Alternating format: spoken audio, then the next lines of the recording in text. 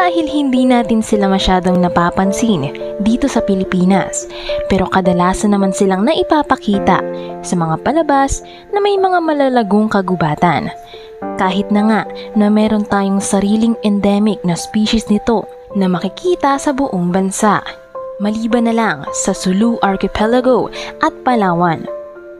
Gumagawa sila ng ingay gamit ang kanilang bells, ang pag-uulit-ulit na hampas ng kanilang ulo para makabaon sa kahoy ang tuka nila ay pinagmumula ng tunog na kadalasang tumutukoy agad sa kanila, pati na ang pangalang ibinansag sa kanila.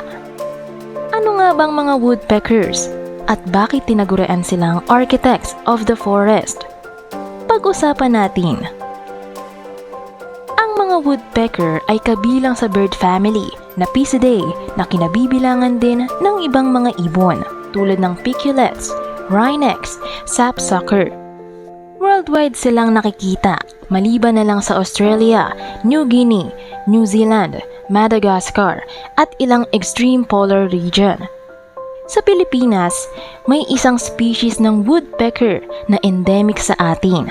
Ibig sabihin ay hindi makikita sa ibang parte ng mundo, kundi sa Pilipinas lamang.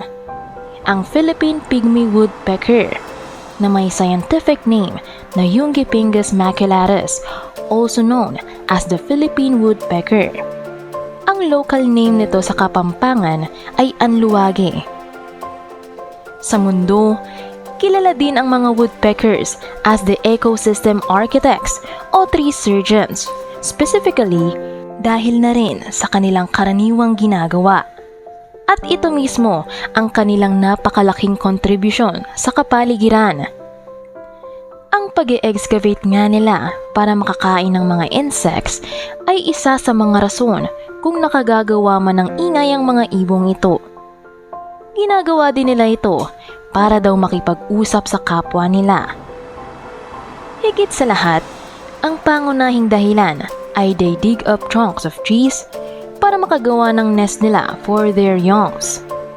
Pagkatapos ng nesting period, nililinisan nila ang mga open cavities na nagawa nila sa mga kahoy na nagiging tahanan naman ng ibang mga hayop, indirectly supporting the population of these different animals by giving shelter at nesting sites na rin sa ibang mga ibon na hindi naman nakakabutas ng mga kahoy.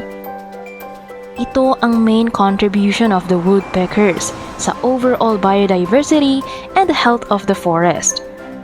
At dahil nga gaya ng mga architects na nagdidisenyo ng bahay ng mga tao, naihahambing ang mga woodpecker sa mga ito dahil sila ang nagdidisenyo at gumagawa ng mga butas sa kahoy na nagiging tirahan naman ng iba.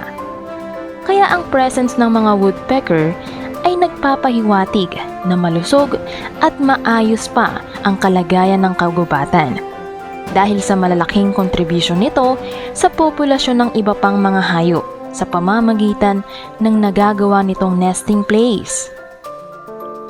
Ang natatanging katangian ng mga woodpecker na bumutas ng kahoy kasama na ang ingay na nagagawa nito ay isang manifestasyon ng detalyadong disenyo ng may lalang na nakakaapekto sa buhay ng iba pang mga nilalang. Self-sustaining ang kalikasan na ibibigay mismo nito ang pagkukulang ng isang bahagi rin nito. Isang kahanga-hangang display of the perfection of His wonders of creation.